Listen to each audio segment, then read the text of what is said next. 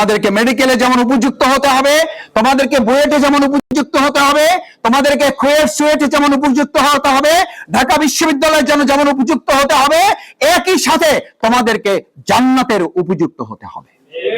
এই কথাটা বলা কি জান্নাতের টিকিট বিক্রি করা? বরং এই কথাটা যারা বলে না তারা জাহান্নামের টিকিট বিক্রি করে না, আমাদেরকে জাহান্নামের দিকে তারা ধাবিত করে। এই কথাটা তারা সাহস করে বলতে পারে না, এই কথাটা সাহস করে তারা বলতে পারে না। আলহামদুলিল্লাহ, গতকাল জাতীয় জুলাই সনদ স্বাক্ষর হয়েছে। আমি তোমাদের বাউফলের একজন সাধারণ নাগরিক হিসেবে সেখানে আমন্ত্রিত হয়ে থাকার সুযোগ পেয়েছি। প্রধান উপদেষ্টা জাতির উদ্দেশ্যে কথা বলেছেন, আমাদের এই বাংলাদেশটাকে বিনির্মাণ করার জন্য জাতীয় জুলাই সনদ একটা মডেল হিসাবে পৃথিবীর কাছে এটা উন্মোচিত হবে। আমি একটা কথা পরিষ্কার বলতে চাই, এই বাংলাদেশকে তৈরি করার জন্য আমরা শুধু এই কয়জন মানুষ নয়, আমরা সবাই মিলে কাঁধে কাঁধ মিলে কাজ করতে চাই। জাতীয় সনদ মানে জাতীয় ঐক্য বিনির্মাণ করা হয়েছে, আমরা কাঁধে কাঁধ মিলে কাজ করবো। আমাদের বিভেদ থাকার কথা নয়, আমাদের মত পার্থক্য থাকবে, মতভেদ থাকবে, কিন্তু সেটা যেন মতানৈক্যে পরিণত না হয়, সেটা যেন আমাদেরকে আলাদা করে না ফেলে, জাতি হিসেবে যেন আমরা একসাথে হতে পারি। তাহলে আমরা বাংলাদেশকে সিঙ্গাপুর না, সিঙ্গাপুরের জন্য বাংলাদেশকে মডেল বানানো যাবে।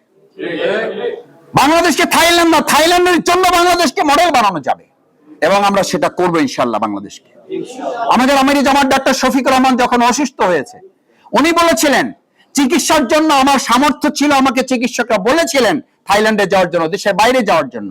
আমি বলেছি আমার প্রিয় মাতৃভূমি বাংলাদেশ, আমাদের আমির জামাত ডাক্তার শফিকুর রহমান বলেছেন এই বাংলাদেশের চিকিৎসা নিয়ে আমরা পৃথিবীর কাছে মেসেজ দিতে চাই, আমরা বাংলাদেশ শুধু 2024 সালে নিজেদেরকে নতুন করে স্বাধীনই করি নাই, আমরা বাংলাদেশকে আগামী দিনের সমস্ত চ্যালেঞ্জ মোকাবেলা করার জন্য এটাকে উপযুক্ত করতে পেরেছি। সেই উপযুক্ত করার কারিগর তোমরা, সেই উপযুক্ত করার জীবন বাজিয়ে রাখা সৈনিক তোমরা।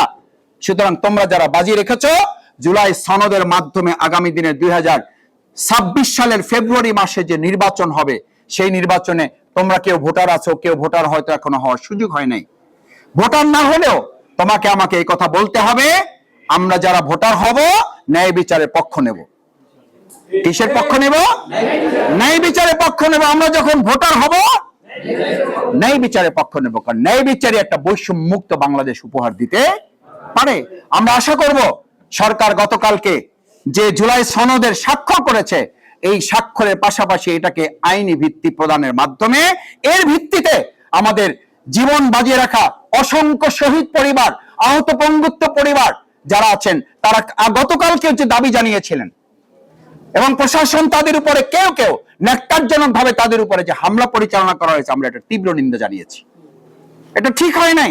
তাদেরকে কনভিন্স করার জন্য আরো বিকল্প পদ্ধতি নেওয়া যেত।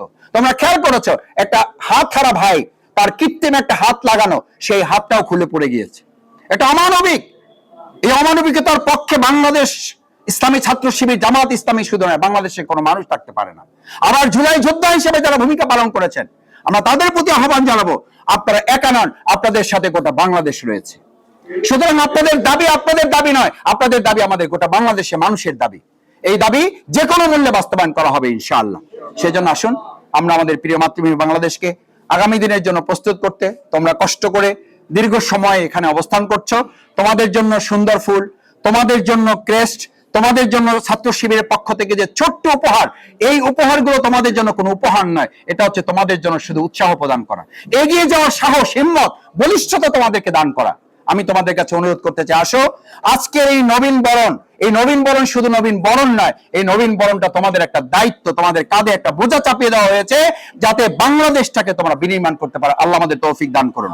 সেই প্রত্যাশা ব্যক্ত করে সবাইকে ধন্যবাদ জানিয়ে, সবার প্রতি কৃতজ্ঞতা জানিয়ে, তোমাদের আব্বু আম্মু যারা আছেন তাদের কাছে আমি শফিকুল ইসলাম মাসুদ আমার পক্ষ থেকে সালাম পৌঁছিয়ে, আমার জন্য কষ্ট করে যদি তোমরা একটু দোয়া চাইতে পারো, যে আজকে মাসুদ ভাই আমাদের কাছে এসেছিলেন, ভাই আপনাদেরকে সালাম দিয়েছেন, আপনাদের কাছে দোয়া চেয়েছেন, এই কথাটুকু বলার আবদার কি তোমাদের কাছে করতে পারি?